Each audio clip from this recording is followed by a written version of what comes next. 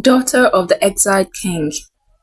The throne room in Umuahia was alive with sound and color, a far cry from the dusty streets of Lagos where Adaeze's story began.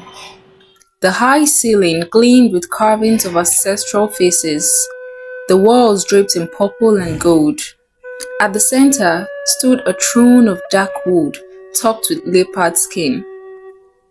Glowing under touchlight, Adaeze, now 24, gripped a heavy staff, her heart pounding as the elders bowed and the crowd roared her name.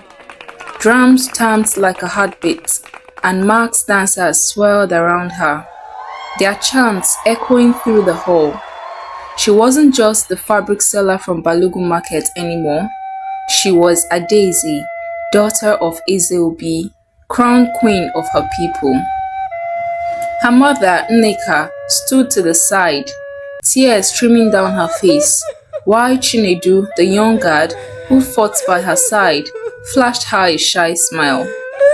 This was her moment, the end of a wild journey, or maybe the start of something bigger. To see how she got here, we have to rewind to that sweaty day in Lagos when everything flipped upside down. Adaeze grew up in the loud, sweaty chaos of Lagos, where life was a daily hassle. She lived with her mom, Nneka, in a tiny room in Oshodi, the kind where you could hear your neighbors snoring through the wall. By day, she sold Ankara fabrics in Balogun Market. Her stall a mess of bright colors, reds, blues, yellows, piled high and spiraling into the eye. She was tough, sharp-tongued and quick with a bargain, skills she'd learned dodging area boys and stingy customers. Her mom sold roasted plantain by the road, and together they scraped by. Adaeze had dreams, though big ones. She wanted to design clothes, not just sell them. Picturing her dresses on runways in Paris or New York, Lagos was her world and she loved its madness. But she always felt a little off, like she didn't quite fit. Nneka's stories about their past were fuzzy. Something about a village in the east, a fight in the family, and the move to Lagos when Adaeze was a baby.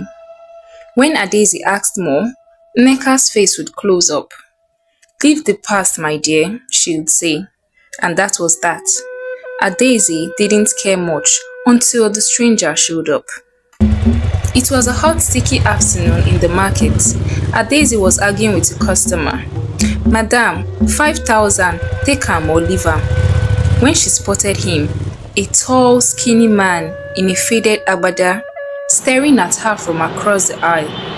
His face was rough, his beard streaked with grey, and his eyes didn't blink. She ignored him at first. Lagos had plenty weirdos, but he stayed put, still as a statue, while hawkers shouted and okadas zipped by. "Oga, wetin you dey look?" she finally snapped, hands on her hip. "You wan buy cloth or you just dey waste my time?" He stepped closer, slow and steady. "Adaeze," he said, his voice deep like a drum. "Daughter of Exiled." She froze. Nobody called her that. Eze? Obi? It sounded like a Nollywood film title. "Who you be?" she demanded. "How you know my name?" "I am Chike," he said, calm as ever, from Umuahia. "Your father was Exiled, our king. They chased him out 22 years ago. Now, the throne needs you." Adaeze laughed loud, slapping her thigh. "Oga, you dey mad? King, throne. Abeg, carry your film script comot, I get business." She turned away, but he didn't budge. "Ask your mother about the scar on your wrist," he said softly. Her laugh died fast. She touched the small crescent-shaped scar on her left wrist, a mark she'd had forever. Nneka once said, "You fell as a baby." But it never felt right. "Wetin you dey talk?" she whispered, her stomach flipping. "Go home," Chike said. The truth is there. I will find you when you are ready. Then he vanished into the crowd. That night, Adaeze burst into their room, where Nneka was stirring egusi soup. Mama, she yelled, who be Exiled? Wetin dis car mean? Talk now. Nneka's spoon clattered into the pot. She turned, pale as a ghost. Where you hear that name? She asked, her voice shaking. Chike, some man come meet me today. He say I be king daughter. Mama, wetin you dey hide? Nneka sank onto a stool, tears welling up. I wanted to keep you safe, she said. Exiled was your father, a good king in Umuahia. But bad men, his enemies, lied about him, said he sold our land. They forced him out, and I ran with you to Lagos. You were just a baby. That scar, it's a royal mark from the priestess at your birth. Adaeze's legs gave out. She sat on the floor, staring at her wrists. So I be princess? She asked, the world sounding strange. More than that, Nneka said. If Chike came, they need you back. That night, Adaeze dreamed of a man with her eyes standing in a palace, whispering, come home. She woke up, sweating, her heart racing. The next day, Chike was back at the market. She didn't laugh this time. Tell me everything, she said. He spoke of Umuahia, green hills, quiet villages, a palace falling apart after years under Okonkwo, a bad king who died with no hair. The elders wanted Exiled's bloodline back. But I no sabi be queen, she protested. I dey sell clothes, not rule people. It's in you, Chike said. You'll see.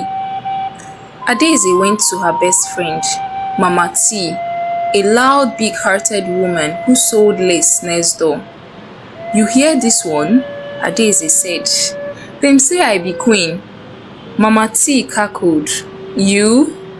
Queen? With that your sharp mouth. Abeg, go rule them, but no forget me oh. She hugged Adaeze tight, promising to visit. Adaeze packed a bag, kissed Nneka goodbye, and hopped on a bus with Chike. Umuahia was nothing like Lagos. No noise, no traffic, just hills and mud houses. The palace was old but grand, though it smelled of dust and neglect. The elders met her, staring at her scar like it was a ticket. But not everyone was happy. Kelechi, Okonkwo's slick nephew, stepped forward, all smiles and charm. A Lagos girl on our throne? He said, his voice smooth. Let's see if she lasts. Her first days were a mess. She tripped over long wrappers, snapped at elders who talked in circles, and heard whispers. She no fit rule. Then Chike dropped a bomb. Your mother paid me to keep you hidden. Now I want a seat on the council. Adaeze felt betrayed, but Nneka begged. I did it for you.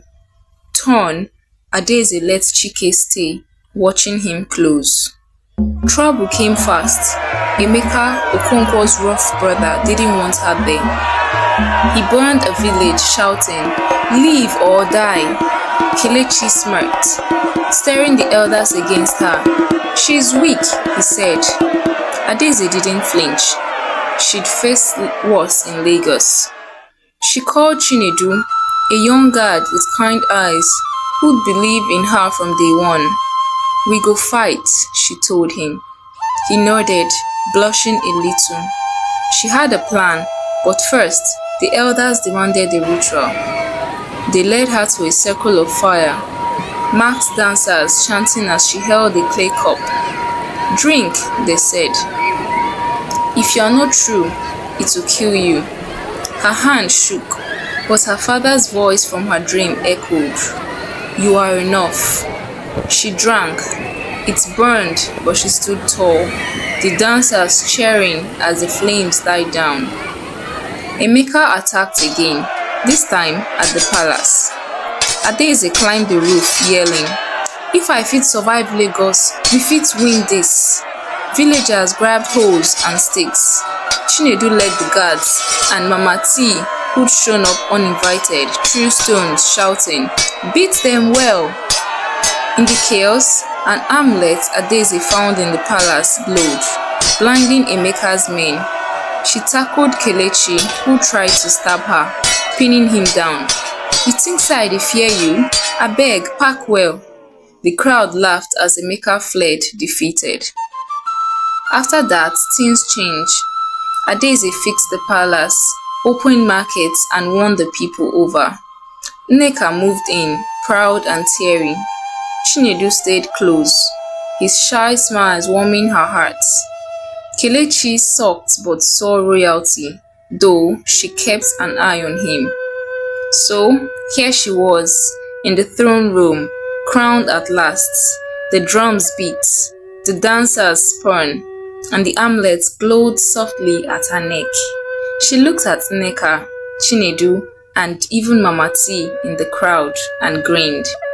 It started with a stranger in Balogun Market, a scar she didn't understand. She'd been a hustler dreaming of fashion, but now she was a queen, home, loved, and ready for whatever came next.